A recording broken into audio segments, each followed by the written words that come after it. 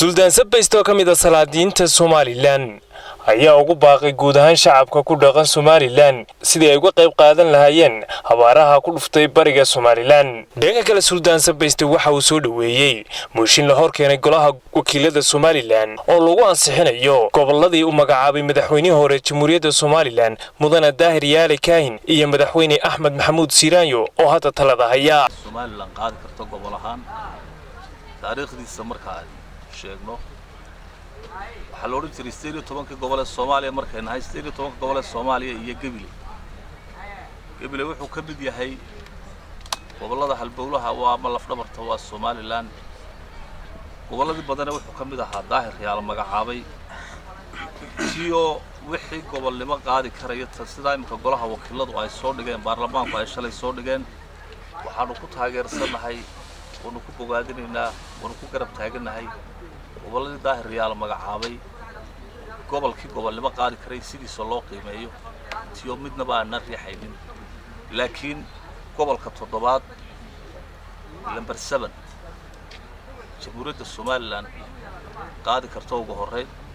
gobolka Gabiley waxaanu leenahay golaha wakiilada iyo axsaabta siyaasadda oo ku mahadsantii golaha wakiiladu dhigista ay soo dhigeen waxaanu leeyahay haddaan bulshada reer Gabiley nahay doorashada ka hor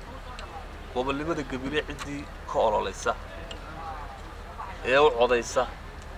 maalinta doorashadana waanu dooraynaa ama muxaafid ahaa ama mucaarid ahaa gobolnimada Gabiley cidii nala suurta gelisa ee nagala shaqaysa muxaafid iyo mucaarid doonaha ahaadee waxaan leeyahay anoo Sudaaki Sacad Muuse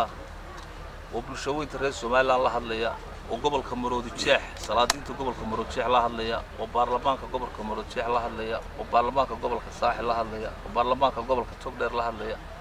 baarlamaanka gobolka Sanaag la hadlaya oo ka soo la hadlaya oo ka awda la hadlaya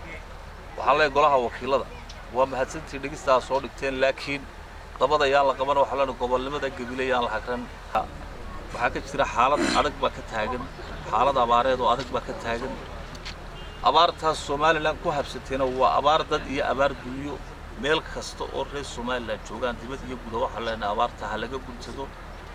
dadkeenii abaar ba ku habsatay waa abaar dad iyo abaar guriyo waa waqti fool xun bayna galay waa abaar ku dhacday waliba abaar jira dhacday ma waa abaar ku dhacday Umar Shaafi TV-ga caalamiga Rayo caasimadda Somaliland Hargeysa.